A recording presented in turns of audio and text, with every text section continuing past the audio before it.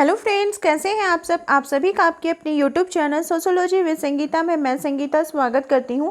और ये जो चैनल है ये पूरी तरह से सोशियोलॉजी सब्जेक्ट को डेडिकेटेड है।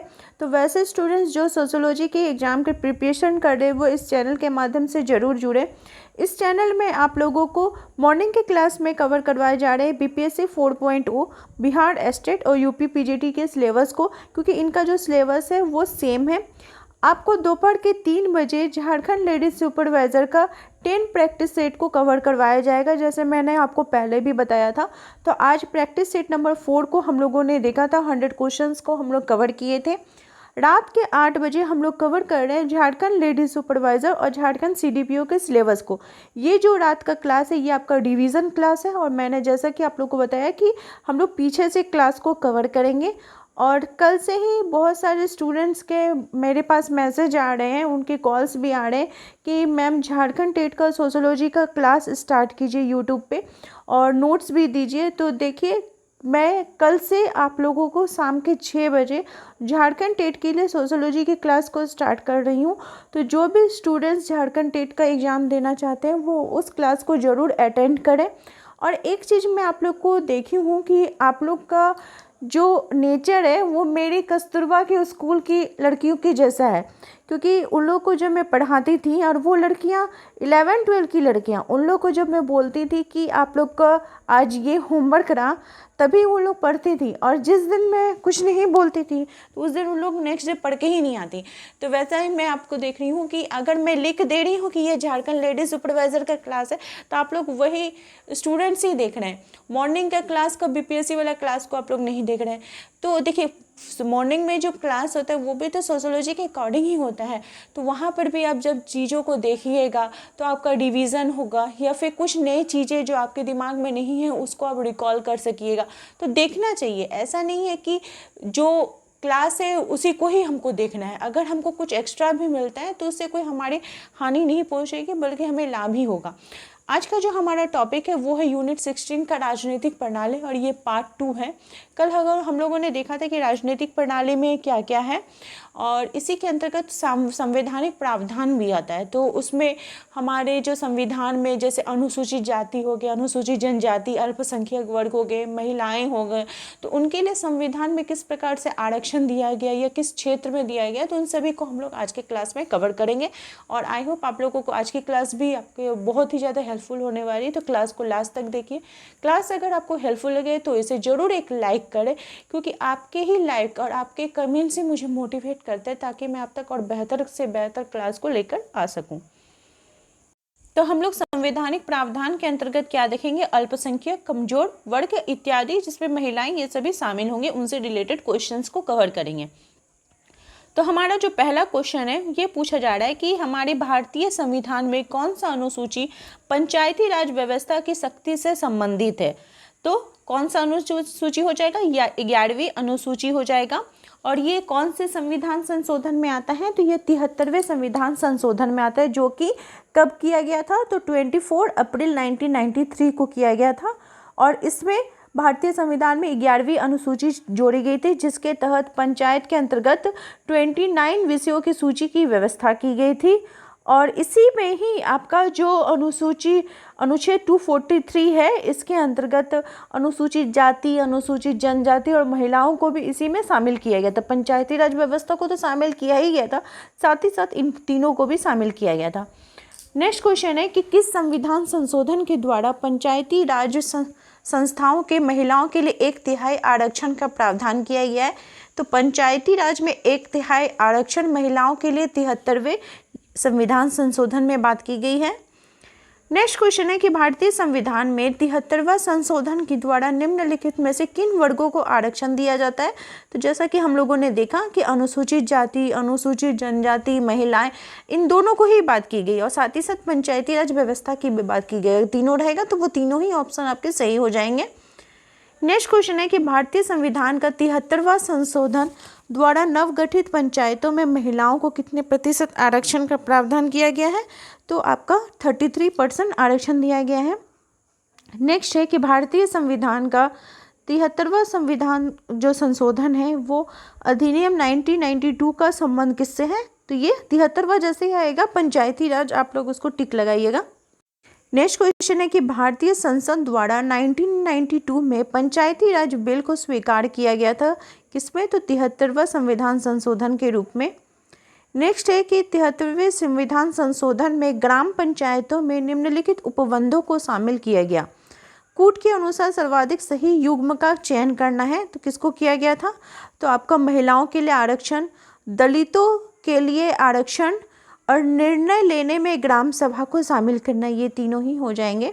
यहाँ पे आपको पूछा जा रहा है क्वेश्चन नंबर 8 में कि कौन सा सुमेलित नहीं है, तो हम लोग देख लेते हैं, एक बार आप लोग रिवीजन भी कर लीजिए। विशेष विवाह अधिनियम 1954, हिंदू विवाह अधिनियम 1955, हिंदू उत्तराधिकारी अधिनियम 1956 और दहेज निरोधक अधिनियम 1961 में बना है। अनैतिक व्यापार निवारण अधिनियम किस वर्ष पारित किया गया था, तो 1956 में। काका कालेलकर आयोग की स्थापना कब की गई है, काका कालेलकर आयोग का संविधान के अनुच्छेद 340 का पालन करते हुए काका कालेलकर की अध्यक्षता में 29 जनवरी 1953 को राष्ट्रपति के आदेश के उनके द्वारा प्रदान किया गया कि प्रथम पिछड़ा वर्ग आयोग की स्थापना की गई। तो अगर बोला जाए कि प्रथम पिछड़ा वर्ग आयोग कौन सा है, तो वो काका कालेलकर हो जाएगा, और द्वितीय पूछा जाएगा तो बीपी मंडल हो जाएगा। ठीक है, क्वेश्चन नंबर 11, यहाँ पे आपको क्वेश्चन पूछा जा रहा है कि कौन सी पंचवर्षीय योजना अंतिम थी, तो जो 12वीं पंचवर्षीय योजना थी, यानी 2012 से लेकर 2017 तक वो अंतिम पंचवर्षीय योजना थी। यह पूरी तरह से समावेशी विकास पर केंद्रित, इसका जो मोटो था वो समावेशी विकास था, तथा इसकी जो थीम थी वो तीव्र समावेशी एवं सतत विकास था। और इस योजना के अंतर्गत गरीबी, स्वास्थ्य, शिक्षा तथा आजीविका के अवसर प्रदान करने पर विशेष जोर दिया गया था। और भारत में प्रथम पंचवर्षीय योजना की शुरुआत कब की गई थी, तो 1951 में। ये चीज़ भी ध्यान में रखने की बात है। नेक्स्ट है कि हिंदू विवाह अधिनियम 1955 में किस चीज़ की मनाही है, तो सपिंड विवाह की मनाही है, जिसमें माता एवं पिता के दोनों पक्षों से 3-3 पीढ़ियों के सपिंडों में परस्पर विवाह पर रोक लगा दी गई थी। परंतु किसी समूह की अगर कोई ऐसा प्रथा है, कोई ऐसी परंपरा है, तो उसको फिर वैध भी माना गया है। नेक्स्ट है कि दहेज निरोधक अधिनियम किस वर्ष पारित हुआ था, तो वो 1961 में पारित हुआ था, जिसको द डाउरी प्रोविजन एक्ट के नाम से भी जाना जाता है। और दहेज जो रोक संशोधन कानून है ये 1984 में हुआ था, और 2 अक्टूबर 1985 को ये लागू कर दिया गया था। और इस अधिनियम के तहत जो दहेज लेने या देने में या फिर उसमें सहयोग करने पे 5 वर्ष का कैद या फिर 15,000 रुपये की जुर्माना का भी प्रावधान किया गया था। नेक्स्ट क्वेश्चन है कि अनुसूचित जातियों तथा अनुसूचित जनजातियों की शिक्षा तथा आर्थिक हितों की रक्षा के लिए भारतीय संविधान के किस अनुच्छेद में इसका उल्लेख किया गया है, तो अनुच्छेद नंबर 46 में इसका उल्लेख किया गया है। नेक्स्ट है कि कार्यस्थल पर महिला उत्पीड़न रोकथाम निषेध एवं निवारण अधिनियम किस वर्ष अस्तित्व में आया था, तो ये वर्ष 2013 में यह अस्तित्व में आया था। नेक्स्ट है कि भारत में समान पारिश्रमिक अधिनियम किस वर्ष हुआ था, तो ये 1976 में पारित किया गया था, और इसका कार्यान्वयन 2 स्तर पर किया गया था, एक तो केंद्रीय क्षेत्र पर और एक राज्य क्षेत्र पर। नेक्स्ट है कि किस वर्ष अनुसूचित जाति परिभाषित शब्द का प्रस्तावित किया गया था, तो ये 1932 में अनुसूचित जाति का नाम प्रस्तावित किया गया था। नेक्स्ट है कि कौन सी समिति जनजातीय मुद्दों से नहीं जुड़ी हुई है, तो आपका जो धानुका समिति है ये जनजातीय मुद्दों से नहीं जुड़ी हुई है, बल्कि आपका लोकुड़, भूरिया और एल्विन ये तीनों ही जनजातीय मुद्दों से जुड़ी हुई हैं। लोकुड़ समिति का गठन 1965 में किया गया था, और ये अनुसूचित जनजातियों को परिभाषित करने और उनका मानदंड को विचार करने पर ये काम करती है। नेक्स्ट है कि अस्पृश्यता को समाप्त किया जाता है और उसका व्यवहार किसी भी रूप में निषिद्ध है, ये कहाँ घोषित किया गया था, ये अनुच्छेद 17 में। नेक्स्ट क्वेश्चन है कि भारत में संविधान का कौन सा अनुच्छेद अस्पृश्यता के बारे में कहता है और दृढ़तापूर्वक स्पष्ट करता है कि अस्पृश्यता समाप्त हो चुकी है और किसी भी रूप में इसका प्रयोग निषिद्ध है, तो ये अनुच्छेद 17 में इसकी बात की गई है। नेक्स्ट है कि हिंदू विवाह अधिनियम 1955 पर लागू नहीं होता है, किस पर लागू नहीं होता है, तो ये लिंगायत पर लागू नहीं होता है। ठीक है, ये चीज़ ध्यान में रखिएगा। नेक्स्ट है कि भारत के संविधान के कौन से अनुच्छेद में पिछड़ा वर्ग शब्द का प्रयोग किया गया है? तो अनुच्छेद नंबर 16(4) में, ठीक है, इसमें पिछड़ा वर्ग शब्द का प्रयोग किया गया है।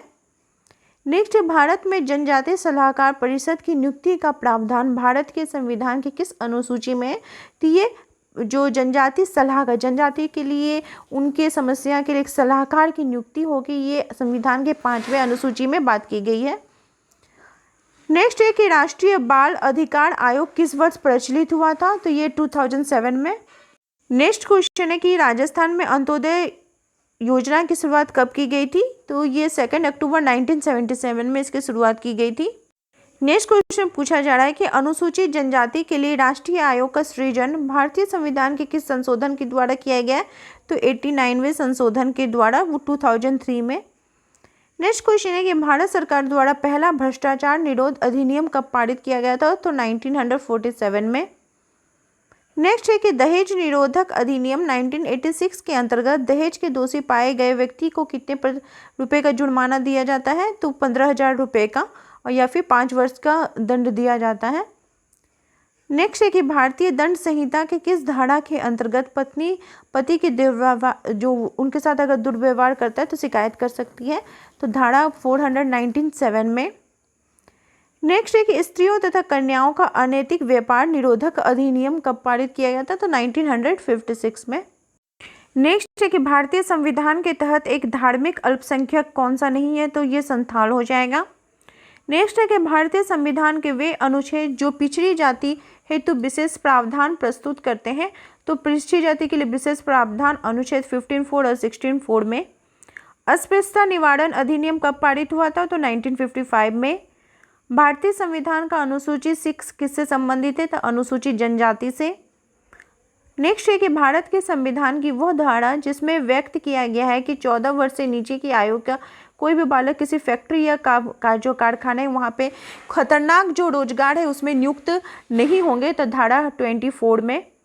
सामाजिक न्याय एवं अधिकारिता मंत्रालय का गठन कब किया गया था? तो 1998 में। 73वां संविधान संशोधन पंचायती राज से जुड़ा हुआ है, ठीक है। नेक्स्ट है कि लोकसभा के कुल 542 स्थानों में से अनुसूचित जातियों के लिए सुरक्षित स्थान कितने हैं? तो 41। और लोकसभा के कुल 542 स्थान में अनुसूचित जातियों के लिए कितने हैं? तो 79। जनजातियों के लिए 41 और जातियों के लिए 79। संविधान का वह अनुच्छेद जिसके अंतर्गत अनुसूचित जाति को संसद में प्रतिनिधित्व हेतु आरक्षण प्रदान किया गया है? तो अनुच्छेद 330 में। अनुच्छेद 330 का आशय है लोकसभा में अनुसूचित जाति और अनुसूचित जनजातियों के लिए स्थान का आरक्षण। मंडल आयोग ने पिछड़े वर्गों के चयन के लिए महत्वपूर्ण माना है सामाजिक, शैक्षणिक और आर्थिक आधार को। नेक्स्ट क्वेश्चन है कि भारतीय संविधान का वह अनुच्छेद जो राष्ट्रपति को सामाजिक और शैक्षणिक रूप से पिछड़े वर्गों का पता लगाने के लिए एक आयोग की नियुक्ति करने का अधिकार देता है? तो 341 में। भारतीय संविधान का वह अनुच्छेद जिसमें अनुसूचित जाति, अनुसूचित जनजाति हेतु सेवाओं में आरक्षण का प्रावधान किया गया? अनुच्छेद 335 में। नेक्स्ट, भारतीय संविधान का वह अनुच्छेद जो अनुसूचित जाति व अनुसूचित जनजाति को परिभाषित करता है? तो अनुच्छेद 366 में। भारत में मताधिकार की न्यूनतम आयु है 18 वर्ष। महिलाओं के लिए अनुच्छेद 16 का आशय क्या है? तो लोकसभा में समान रूप से अवसर दिया जाना। और आज का लास्ट क्वेश्चन है कि संविधान की वह धारा जो आदिम कल्याण मंत्री की नियुक्ति से संबंधित है? तो वो धारा 164 में। तो आज आपका जो यूनिट नंबर 16 है वो कंप्लीट हो गया है। इसी प्रकार से आप लोग चैनल के साथ जुड़े रहिए। कल हम लोग यूनिट 15 के टॉपिक को कवर करेंगे। मेरे चैनल के साथ बने रहने के लिए आप सभी का धन्यवाद।